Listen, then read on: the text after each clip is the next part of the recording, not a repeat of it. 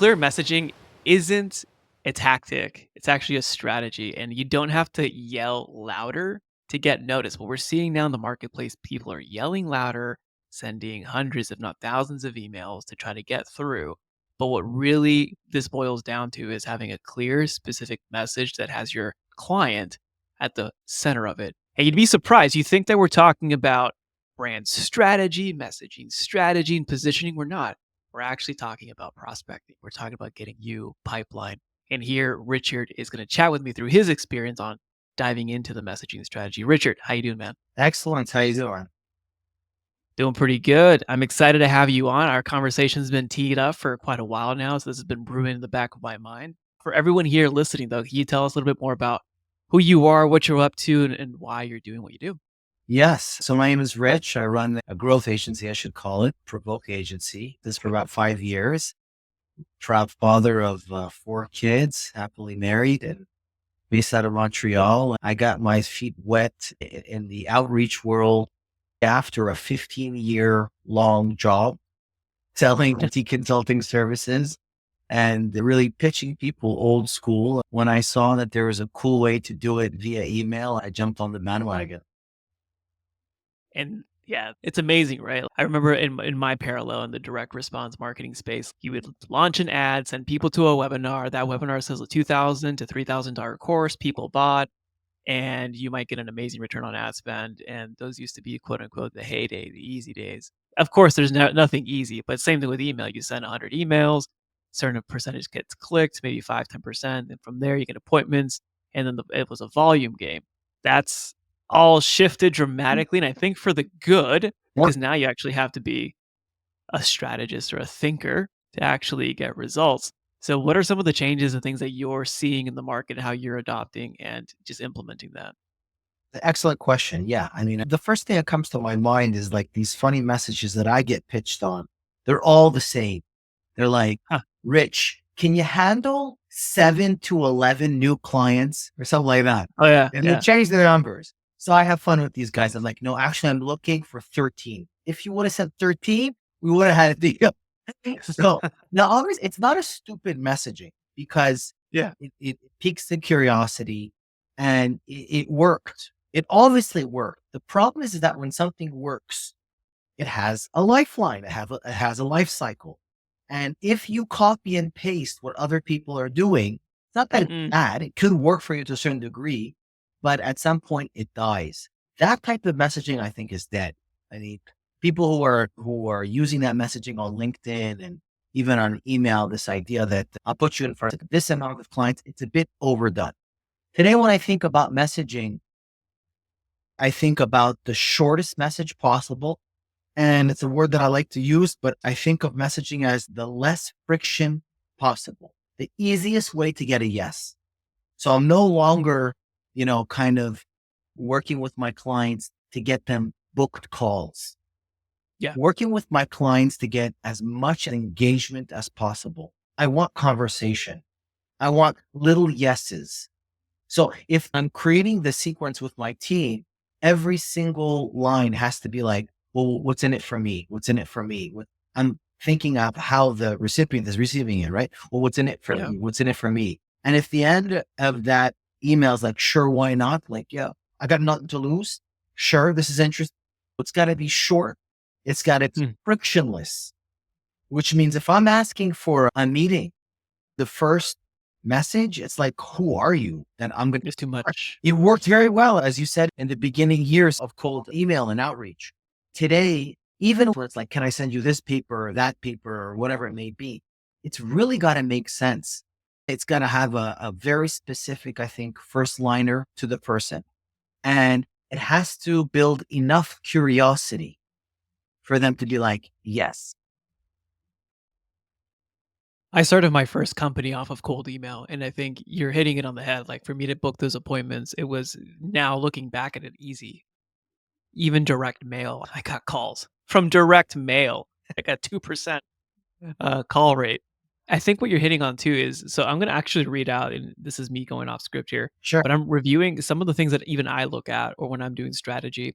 And this parallels surprisingly well with what I've done in paid ads, like on the paid ads front. Like you got your So there's two dynamics, right? You got your top of funnel, middle funnel, bottom of funnel. You got your problem aware, unaware, solution aware, unaware, etc. And I think what you're hitting at here, if we're hitting up a cold audience, like either you built the ICP list, I don't care what tool you use. I mean, we can talk about that later. But you build out the list, you get those people coming through, and they're cold. They're literally cold. You don't know their buying cycle. You don't know their intent. You have no clue if there's a signal in the market that they're buying. Then you lead with like a lighter ask of right, hey, I got this resource. Is this something that you want? Or like a lead magnet. That's my thinking around is that you lead with a low friction, high impact lead magnet or some sort of value video in the beginning. And then from there turn that into a conversation. And that conversation, I think, is the actual human aspect of it. And then from there asking for the call. Are you seeing the same with what you're doing on your end? It's exactly that. And in fact, there's a trend on LinkedIn that is also going to have its cycle, but it's kind of like the guy with the video and he's like showing something that's like obviously amazing. And there's like 400 comments and everybody wants that. Oh yeah, give me the guide. Like, Hey, I'm running ads to that. Anytime I need communications, I just run ads and I get it. yeah, I get people. yeah. And it works because it's like a version of storytelling. It's like, you look at that, you understand that that could be for you and you want that. And then the guy says, well, if you want that, just type this in the comment. Okay. Yeah, It's the same principle for the email as well. It's like if you yeah. can tell a success story about a client that's in the recipient's industry that they know about and there's a tangible result, the natural thing that people do is they say, well, that could be me too. So yes, I'm interested. Let's pair that because I want to get your thoughts on this. And this is again why I've been looking forward to our conversation because like a live strategy session, just two dudes jamming.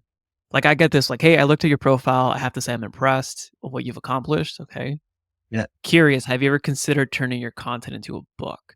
So this is different because it's poking at, hey, are you interested in doing this thing?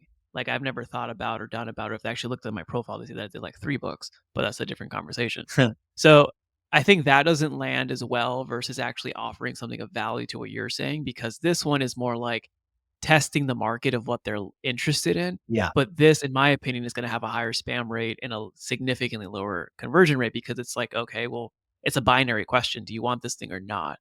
Yeah. Versus, do you want this It's, lead magnet yeah. that's I valuable, actually right? haven't seen that one. I mean, turning my content into a book. Yeah, I've gotten this exact message from like 15 other people. Wow. Wow. Yeah. I haven't gotten that one yet, but I will tell you that my first impression of that, don't forget, as agency owners, we're a lot more stricter than other people. We have an affinity for messaging and we can kind of read between the lines. Because a lot of times I have these very similar conversations with other business folks and they're like, oh, I didn't see it as deep as you did, Rich.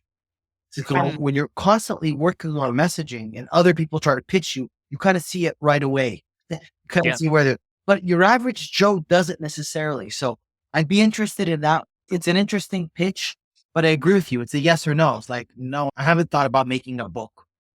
Yeah. Why would I want to make a book? And then, Yeah. That was my point too, and I wanted to get your live reaction to that because that is very similar to what we just talked about. Like you give a value piece, like here's something that I like planning to run or just doing as well. Like, hey, we're doing X, Y, and Z. Would you like me to show you how we're getting this kind of result or what we're doing here? It's like a simple thing, but it's relevant to the person yes, versus are you considering adding this a significant amount of friction, which is right. writing a book? So there has to be that parallel between exertion of effort, friction for them to implement whatever you're giving them, and the Yes, impact that it delivers to them. Because if you're giving them a video, a guide, or even like with people like right now on my LinkedIn ads, people are commenting, send me the training, or some people are like kind of funny, like, hey, show me what you got, like challenging me. It's fun. It's low friction, high love impact. fiction. And I think there's like that dynamic. And I kind of want to know, how do you think about that when you're writing messaging? To that exact example, let's say the guy pitched and said, hey, Rich, I took a look at your last 40 LinkedIn posts and I wrote 5 pages of a potential book we could put together for you. Can I send it your way? Baller. That's That gold. That's Yeah. cool because even if I didn't want to write a book, you just piqued my interest. That's pretty cool. Would people buy a book of LinkedIn posts that I put together if I market it properly? Maybe it just out of the curiosity. It's interesting. Yeah. Well, mind you, the messaging is easy. Now the execution for that guy, I don't know how we'd ever dream of doing that, but, but it's like, For marketers like ourselves, it's like first come up with the offer and then Yeah. figure out how to do it there. No, I like that, and that was really good how you came up with that in the fly. How do you look at that too? Like, when you're looking to scale, do you usually start things manually and then find what works and then scale it up through automation? Like, what's your process for that? So my process for messaging, and I think we discussed this the first time we connected. I'm a big Donald Miller fan. Yeah. I love the story run framework. I use it all the time. I use it for every single strategy session that I do. I don't try to jump in right away. I try to play super dumb. Like, what do you do? Who are Hmm. you target? Who's your hero? What's the problem? Then I think, okay, if I was marketing this for myself, how would I do this? So I let the client talk. We have a whole strategy session just on story graph. I don't try to any writing right away with the Hmm. client. Then I record everything, of course. And then I always do copywriting with my VP of operations, Ilya, to have a Huh. person to bounce. I never try to do it by myself. Interesting. Yeah, what I used to do is procrastinate it, like record this and be like, okay, well, and then, you wait a week, forget it. All of your ideas are gone. It's hard. Yeah. I got to re-listen to the thing. It's annoying. So I really try to do the copywriting literally after the session. I wait till it's recorded. Then, of course, I leverage AI. I take the whole transcript. I have a very special AI, what do you call it? Like an AI chat GPT thing that we train specifically on certain roles. Yeah. I upload the whole chat and it breaks down the story brand. And then it breaks it down per some of the rules. I want my emails to be short. I want it to be pattern breaking. Okay. Hmm. I want it to be thought provoking. And sometimes I'll even use humor. And then I try different combinations until I Hmm. read it through and I bounce it off Ilya. And Ilya says, yeah, but what's in it for the guy? And oh, you're right. And then we make it easier and easier until we just kind of get like this internal vibe. We're like, yeah, that's hot. We test. Interesting. Yeah, we test it about 1 week, 2 weeks with the client.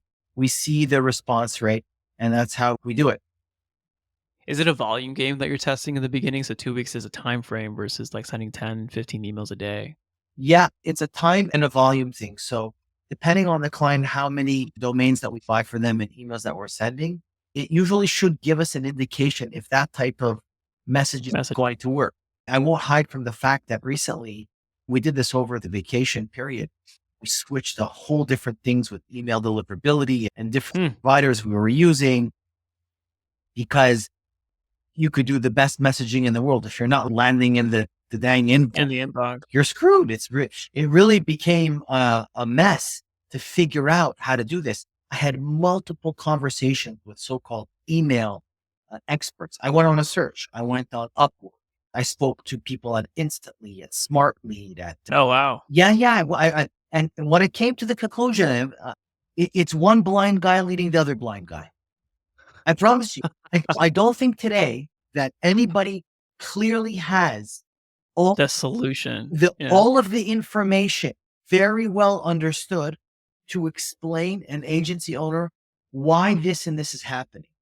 Some of the best guys they do, there are some experts out there, they have recommendations, but they cannot pinpoint Exactly it. why. No. It's almost like an algorithm, right? Like, I remember in the Facebook side, people would come to me, and this is because we train and I've helped Yeah. some interesting names, some good names in the internet marketing space.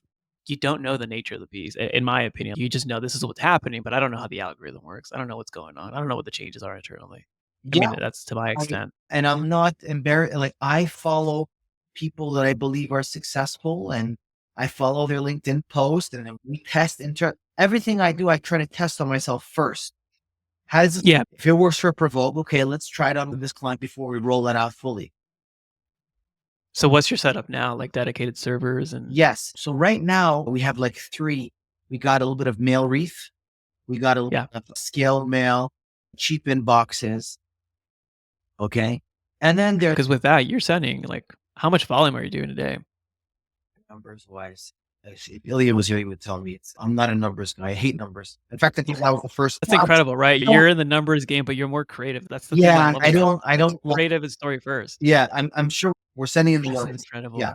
but the way it is now is like each little email, he can only send like 2 or 3 emails, which was ridiculous because before in the earlier years, you could do like 50, 75. And Yeah. my platforms that I'm using are Instantly, I'm using Expandy for LinkedIn, although LinkedIn very recently has been having they did a crackdown. Yeah, I'll chat with you off recording about that. Yeah. So I've been playing around with that and tried to, but the emails, it's like 2 or 3 emails per mailbox. It's nothing. So you Yeah, end it's up with insane. these massive like email boxes that need to be maintained and organized. Okay. So that setup is a nightmare, I think, for most companies that try to do this on their own. They don't want to even consider that. It's a whole value add in itself, just getting those set up. And then, I mean, I'm obviously not running a cold email agency. I just know about the game, but like Yeah. you have to have its own dedicated Yeah. account to inbox, and the ratio has to be right. It's its own little science experiment. It's very synonymous with the nuances with advertising and ad spend. But going back to the messaging and the offer, I mean, when people, because most of the people that I talk to, and just to be completely transparent with you, we don't need to send 100 emails a day. Frankly, we don't even need to send 20 emails a day. It's like 5 to 15 Wow. because the numbers that we're playing with are like, I mean, the deals that I mean, you've probably seen this, right? Like the deals that they're closing, they're like larger deals and it's relationship sales. And the sales cycle is Well, that's more 3 account to based. Yeah. It's more account based. How do they call it? Account based selling when it's It could be ABM. It's still synonymous to what you were talking about here, like outreach, right. cold outreach, and base signals, etcetera, warm follow-up, etcetera. But the reason I say that is I think sometimes right now the hype is to automate too quickly. Mhm. The hype is to just dive into, let's dive from the beginning because you're manually writing that copy in the beginning. Yeah. That's something that's super important that I want to resonate here is that you're not just throwing it to some sort of agent like leveling up Anthropic, and then Oh, from there, it's implementing it. Like, you're no, writing it I have yourself, you're not. testing it, Yeah. you're iterating it. I have not played around with like AI written emails that I haven't even looked at. No, no. The only AI stuff that I think you saw recently on a post that I did is we brought on a client recently called phonecall.bot, which I'm very fond of. I think they have one of the most hyper realistic AI calling agents. Now I'm starting to incorporate that in my campaigns and for my clients, not Yeah. AI selling agent, but as a caller that just simply provides additional support or scheduling or confirmations, Yes. manual tasks, and it's wonderful. That's amazing. We need to talk about that in a Sure, second, but I think the original point is just, like, don't automate too quickly is kinda like the forewarning sign. Like, that's it. we still have to be thinking, and I mean, frankly, you're the authority. You're sending millions of emails, and you're not automating the first email. You definitely have to have a thinking strategic. And that's one of the things that I felt like a lot of my experience in the tech world brought me, just my work experience in general, is that I always felt like if you're not going to do face to face with the client, you're not going to really take the time to talk to them, understand their issues. There's even some very small things that I've noticed working with clients that I could have automated and streamlined, but decided not to because Hmm. I needed to. Like, I have some clients that hate when I send them the calendar link. They hate it. Yeah. And in the beginning, I'm like, you know what? I'm going to try to talk this guy out of it because it's so stupid. And I realized that it's worthless to do that. So it's like, hey, Tim, do you want to do Tuesday at 2 or thing at 4? Like, I'll do it with him. But coming back to not automating too quickly, the strategy sessions that we have with our clients are crucial. And it gives them, I think, the feeling that we understand it and then we can put it into play. Yeah, I mean, you can automate the follow-up, and I understand that, but even just, like, what my major point is, like, I think we're getting too caught up in the technology to start like, the overhype, and there's some great tools out there, like, an incredible suite of tools, and I pay for them. But I think what you're mentioning first, start with a human. Like, I know, like, in the intake, like you mentioned, you met a client in person with a discounted service, and you took a bet. Can you talk about that? Oh, Like, you took yes. a bet, don't know what's gonna happen. Yes, yes, yes. Yeah, that was a great experience. And I have a couple more lined up. But yeah, ever since I started the agency, 99% of all of my opportunities came in through the email, was a call like this where I'm seeing the prospect. And the only thing going through my mind is, Rich, this is like, you got to pitch this, like, you got to close this.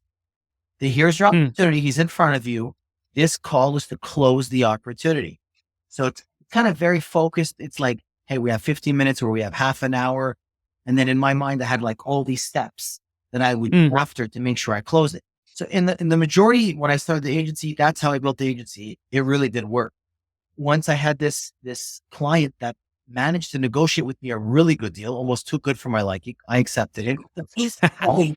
And then because he was Montreal based, he said, "Rich, why don't you come by the office and let's have a coffee and we'll talk." And my first reaction was like, why would I? Why would I kill easily half a day? Half a day gone, the car, the traffic, the parking, the chit chat. I'm like, it's a weekly review. I said, you know what? Let's give it a shot. I decided to do it. And effectively, it was a 3-4 hour thing. I went down, I met him. When I met him, he introduced me to another guy that I knew from the local community. Like, oh, I didn't know you worked with guys together. That led to something. Then throughout our conversation, after we had our meeting, he got up, he knocked on a couple doors in that building and made additional introductions, which got me additional business. Wow. And that's exactly to your point that you're bringing up, is that these face-to-face meetings, oh my God, it's like, I could have never imagined that could have come out of that. Mhm. And that came out because I think I broke that little box that I was in. That was just, Hmm. hey, you got to be efficient. It's got to be straight to the point, and we got to go to the next one. And ever since I did that, I said, for my local clients, I will make the effort to go see them because other things can explore from that. Yeah, and I think that's like what we're talking about earlier too, like the leveling up technology-wise is great, but never forget the aspect of the human. Like forgetting the aspect of the initial message, forgetting the aspect like this is I still have clients manually like I force them. We're not automating your first message. You manually have to go through the grind. It's 5 emails, dude. It's not that hard. Like life is not that hard because I focus a lot on like the offer creation, the sales like the conversion point, right? Yeah. And then when they come in and scaling up. But like, it's not that hard to do 5 to 10 emails a day. Like, it's not that difficult. You can automate the follow-up, sure, but I think the human aspect, there's just something that we just can't yet artificially No, replace. you'll never. It's where the magic is. It's really where the Yeah. magic is. It's quantity versus quality. And it seems that the divine is in the quality, not in the quantity. Yeah, and that comes I mean, you're sending millions of emails. That's saying something, dude. I know very few people that do that. But what else are you seeing? Like, what's piquing your interest? So you got the AI calling, Yes. which I think is fascinating. Like, what else is piquing your interest that you're like, "Wow, this is fascinating. Let me lean into it." Well, there's a lot of things that pique my interest that go down the rabbit's hole, but I fall for all of these little LinkedIn posts with this is how I'm doing this. And then I throw it to people analyze this. So I have Yeah. 50 of them that I haven't checked out yet. I get all the links and stuff like that. I'm To your point, I think a lot of us have fell into an information trap where the more information that I have, let's call it, there's an insight that I might be more successful. I think it's false. I think it's false. I think we're being pitched so much information that it's We just have to do. Yeah. it's Yeah, it's overwhelming us with the amount of tools. And I sometimes, I think I even explained this to you when we first connected. Sometimes I sit in front of my desk. I don't know where to go. I don't know where to start. Mm. And then I think to myself, if I had an AI tool that could tell me what I should prioritize, that would be great. Oh, yeah. You know what Yeah. I mean? My focus. So these days, what I do, I literally make a list. I write down a list of things that I want to do on paper. I hardwire it in my ADHD brain. And then I kind of glance at it, and then you got to go with the flow because this guy rings and your wife calls you and the Slack goes off and then the text and then somebody comes in the house. So you got to keep it balanced. But To keep it balanced, yeah, that's the key thing. And your kids, you got the kids. that's right. Oh, that's fun. Oh, man. No, but I appreciate you keeping it real because even though you're using cutting edge tech, even though you're sending millions of emails, you're still keeping it pretty focused on how can I improve as a human first and how can I substantially add value through my own thinking, leverage the tool to execute that. And I think this is an episode that I'm going to share with clients just to like revisit like this dude's millions. We're only like 5 a day and like you can do 5 a day. um, yes. Even when I use ChatGPT, for example, I have something recently I came across. It's called NAC. It's called nonviolent communication. Oh yeah. Hey, Yep. you ever hear about this? So Oh, yeah. somebody spoke to me about it. I said, that's a fascinating idea. I did research on it. And I said, wow, I love this. I noticed that when clients don't respond the way I want, or clients don't pay on time, my initial reaction is to be mean to them, Mhm. and to be like, so what I do is I write my mean email as I feel it. Oh, that's good. I go through the NVC and then I say, wow, I can get across the exact same thing by being nicer. And so, Yeah, I'm gonna totally make that bot now. Yeah. well, look for it. Well, go find NVC. It's on ChatGPT. Okay. It's a really great one. And it helps me. So now when I write my emails manually, I've almost like kind of trained myself. Rich, you don't gotta be mean to get what you want. You know, you don't gotta be like violent in your communication to like, because you're frustrated, right? Yeah. You want to let the other guy know that you're frustrated. So you're hoping that he sees that you're frustrated so that he gives you what you want. But it doesn't work like that. Yeah, it's just how do you communicate effectively, and that's the crux also with team members. I had a team that I met up in person, and they were talking about how they had like, an issue with the sales with the marketing guy. They had an issue whenever the communication, and I had them do a personality profile before, and they shared that, they swapped that. It's like, oh, that's why I'm not coming across well with you because they just read the other person's personality. But very few teams actually do that, so that's a pretty cool. It's a pretty cool hack. And again, going back to the human, we still need to push the buttons. We still need to develop the AI. Like we still need the human in the loop. And in your case too, you need Ilya like to bounce off the idea. That's I'll brilliant. to bounce off. Even, you know, over the vacation time, it was the first time that I decided to do a Zoom holiday party. Okay. I said, Oh my "Listen, god. I got guys working in Serbia. I got guys working in Bangladesh. I have another one in Ontario. Like, I can't see these people. I can't see them face to face. I can't connect with them. So I will give them a budget. They bought pizza. I was on vacation, but I connected on Zoom. We sat down. We had a normal conversation, nothing business. I said, guys, talk to me about your lives. And they all started telling me incredible things. And Yeah. that's how we built more of a human connection. Yeah. And the work quality will probably follow with that too. Yeah. You know, before when I used to go in the office on my tech job, my boss would come up. He'd literally be this close to me and be like, Rich, what's wrong, man? Like, I could see it on your face. What's up today? You know? And then Mm. my kid is sick. I have to bring him here. Da, da, da. All of that you lose that in the digital world. You lose that. Yeah. And I think we need that. I was talking to a practitioner. She focuses on coaching now, but she also does go to market, but she came from AWS and Google. So you know who you are. We had an awesome conversation. Wow. But she talked about how in that space, when you're in the tech scene and you're growing in hyper growth companies, it's almost like you lose yourself, your sense of being, because you're caught up to it. You just focus on your KPI, you're focusing on the next big thing. And the way that it's structured is that you're siloed versus you don't know the end outcome of the work that you're doing.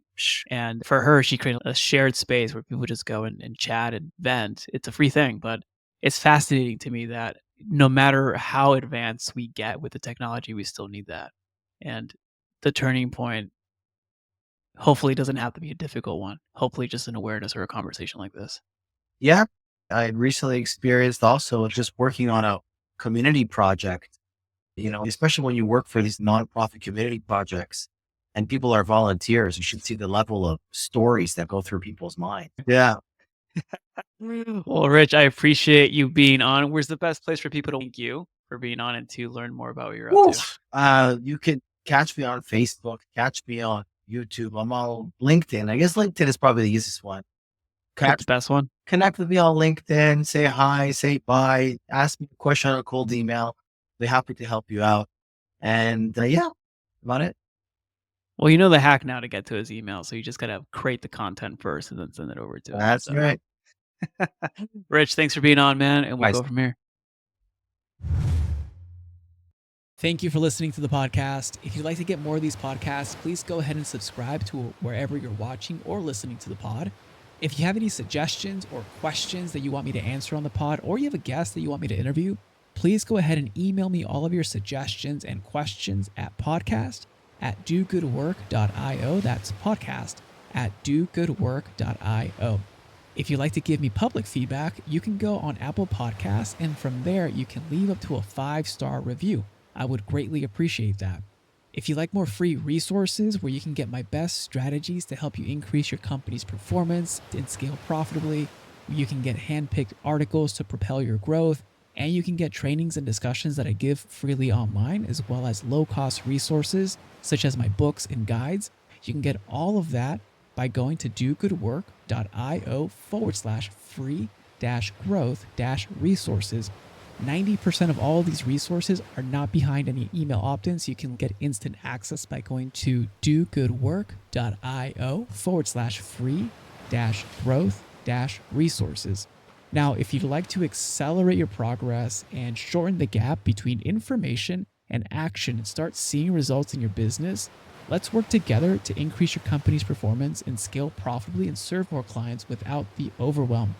You can request a free clarity call to see how we can best support you to reach your goals by going to dogoodwork.io/apply. Again, that's dogoodwork.io/apply.